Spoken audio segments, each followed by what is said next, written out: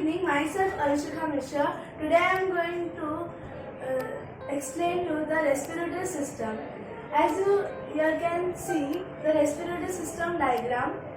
Here is the nasal passage, the oral cavity, the trachea, lungs, diaphragm and ribs. I will explain you the respiratory system now. For the nose have two nose holes called the nostril. The nostril has two passages known as the nasal passage. As you can see, this is the nasal passage. The nasal passage connect the nostril to the trachea. Here you can see the trachea. The trachea is connected by two tubes. It's called the bronchi. The bronchi is connected to the lungs that are present in two sides of our body. As here you can see, this is the lungs.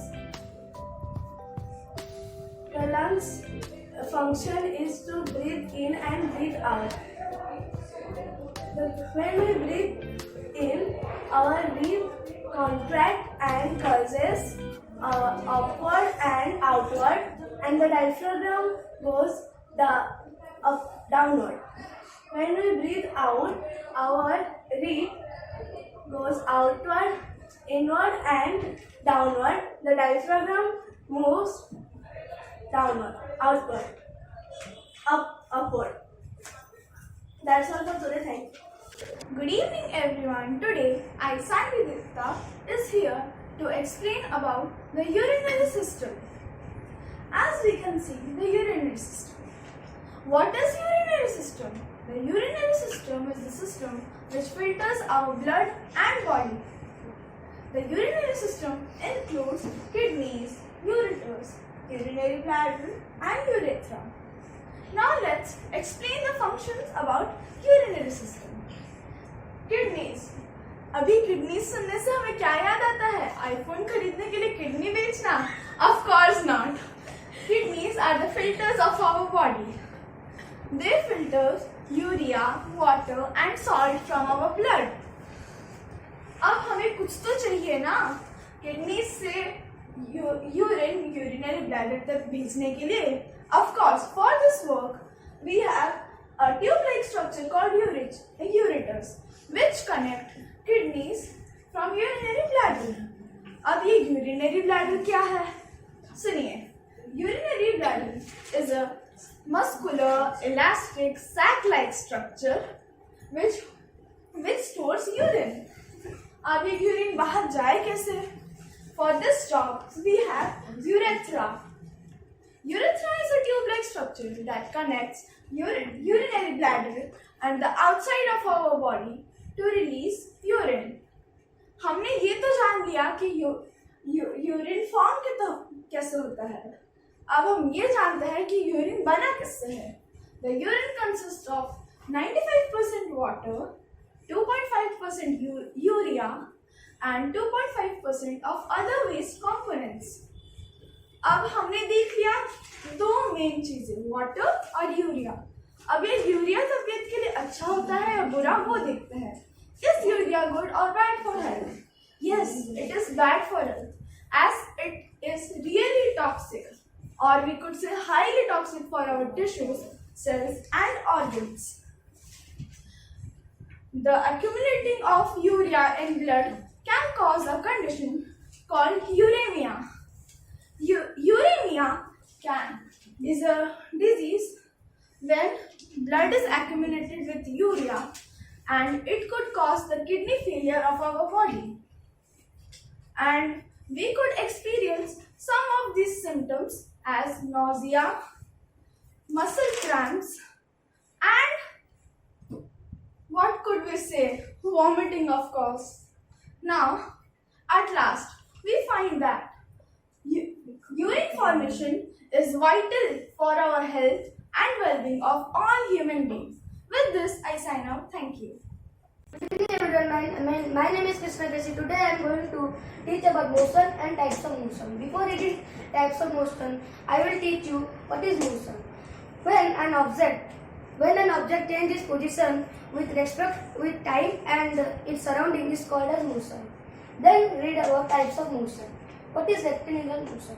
The motion in which the object is moving in a straight path is called as rectilinear motion. For example, the motion of a car in a straight line. Then circular motion. The motion of an object moving under a circular path is called as circular motion. For example, pedal of a cycle. Then rotational motion. The motion of an object. The motion of an object.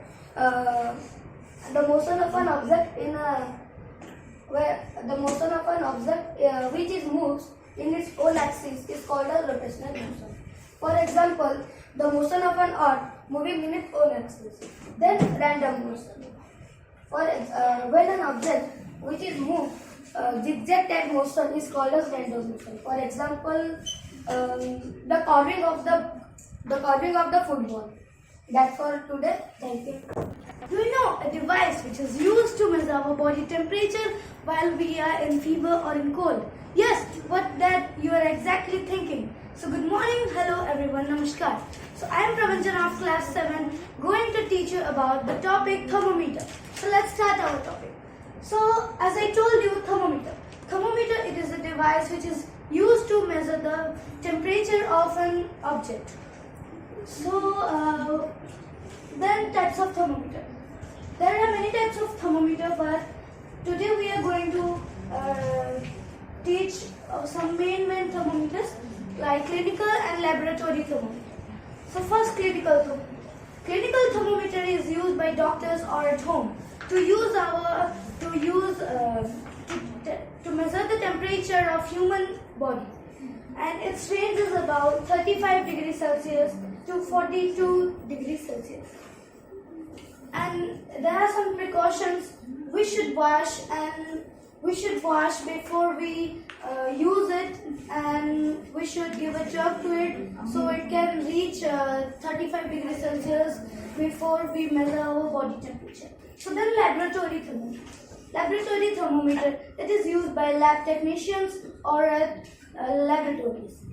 It have a range of minus 10 degrees Celsius to 110 degrees Celsius. So there are also some precautions for laboratory thermometer, like we should hold it upright down, and we should dip the thermometer while we are measuring any liquid or any objects. So that's all for today. So, good evening all. I am Tanuja Soy and today I am here to teach you all about the heart. So, let's begin. So, heart is an organ which pumps blood to all the parts of the body through the help of the blood vessels. Heart is also known as the muscular pumping organ which beats continuously. The heart usually beats 60 to 100 times per minute. The heart is made up of facial muscle known as cardiac muscle, and it was not a single pump, actually it was a double pump. The heart consists of 4 chambers, 2 atria and 2 ventricles, which are organized into 2 pumps, left and right. The size of our heart is roughly equal to the size of our fist. So, the heart is important for humans because heart supplies blood to all the parts of the body with oxygen and with nutrients which are needed for our body. In right side, the right ventricle and right is located, in which the deoxygenated blood enters and it works to pump the blood and to be deoxygenated. So all is all for today. Good evening everyone. My name is Kabir Das. Today I am going to present about pendulum and its principle. So this is a pendulum which consists of a bob which is suspended by a thread through a rigid support. So this discovery of motion of pendulum is first discovered by a famous scientist and mathematician named Galileo Galilei. So this is a motion in which pendulum moves from its extreme position to its another extreme position. A is called mean position and B and C are the extreme positions. The motion of a pendulum from its one end to another end is called one oscillation. The time taken by a pendulum to complete one oscillation is called time period.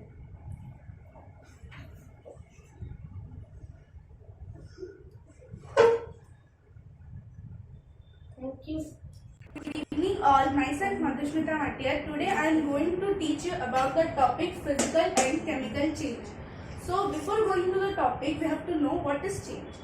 Change is anything become different from its original substance with respect to time and surrounding is called change. The change in a substance does not occur on its own. There is always a major cause which brings a change in substance. There are two different types of changes classified as physical change and chemical change. Physical change is a change in which no new substance are formed but the physical property of the substance will change only. In this change, only a little bit of energy will be either absorbed or evolved in this change. And the example of this change are melting of ice, freezing of water, evaporation of water, cutting of log of wood. Second is chemical change. Chemical change is a change in which no new substance are formed in this change. In this change, the substance that is formed is totally different from the original substance. In this change, a high amount of energy is either evolved or released. The example of this change is spoilage of food, showering of milk, formation of curd from milk, etc. This is all for today. Thank you. My name is Abhigaran Sahu. I am from class 7B. Today I am teaching the sea breeze and land breeze. The sea breeze is during in the daytime and the land breeze is in the night time.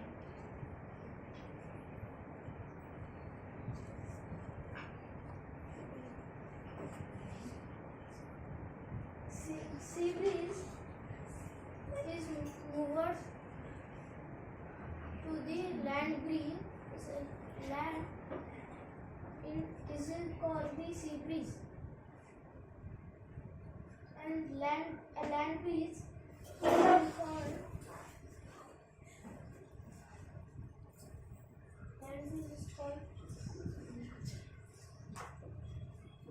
Thank you, Bhavya. Thank you. Good evening everyone, I am Somesh Desai and today I am going to teach you about nutrition in animals. First of all, we have to know that what is nutrition. Nutrition is the process in which we take input and into the body, and as well as its utilization in the body is known as nutrition. And we have to then we are going to study steps of nutrition. First, ingestion. Ingestion is the process of taking food into the body. And second step is digestion. Digestion is the process in which the food containing large insoluble substance is broken down into small and watery soluble substance. The third step is absorption. Absorption is the process in which the digested food is passes through intestinal wall and bloodstream. The fourth step is assimilation. Assimilation is the process in which the absorbed food is taken by blood blood cells and utilize and getting energy, growth and good health. Then the last step is egestion. Egestion is the process in which the undigested food is passes throughout our body. Thank you. नमस्ते, मैं हूँ गुंडा kitty मुंडा और मैं आज आपको पढ़ाने वाली हूँ एसिड और बेस के बारे में। सबसे पहले आते हैं एसिड में। एसिड वो सब्सटेंस है जिसको अगर हम बेस, सॉल्ट या वाटर में मिलाए तो वो रिएक्ट करता है। जब हम एसिड को टेस्ट करते हैं तभी वो सावर टेस्ट करता है, और जब हम उसे टॉर्च करते हैं तब वो एकदम ही सॉफी फील नहीं होता है। जैसे कि लेमन और आंवला, जितने भी इस साइट्रिक फ्रूट है वो सारे के सारे एसिड होते हैं, और जो एसिड का पीएच लेवल 7 से कम होता है। और जब भी अगर हम किसी ब्लू पर लिटमस पेपर को किसी एसिड में मिलाएंगे तभी वो एक रेड में बढ़ जाता है। अब आते हैं बेस में। बेस वो एसिड का ऑपोजिट होता है। अगर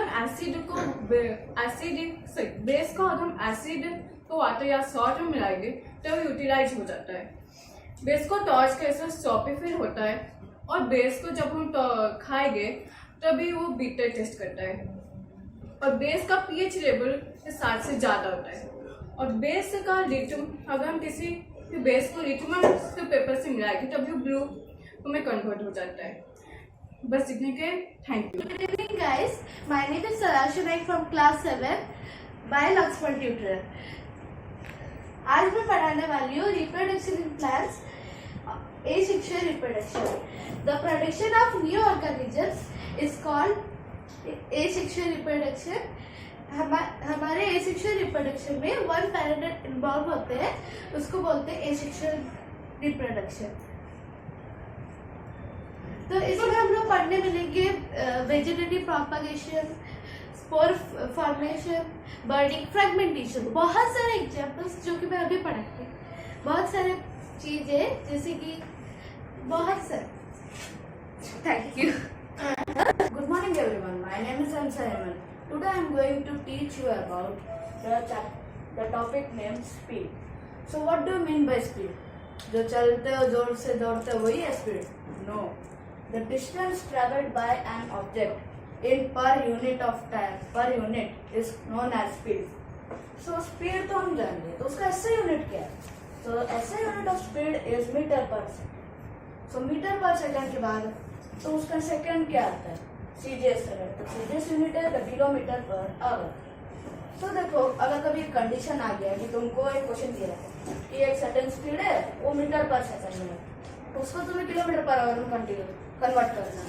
तो उसके लिए तुम्हें कुछ नहीं, बस उसे इंटू 18/5 मल्टीप्लाई करना। और सेम अगर उसको किलोमीटर पर आवर को मीटर पर सेकेंड में करना है तो कुछ नहीं, उसको रेसिप्रोकल कर दो into 5/18। So here is all. Thank you.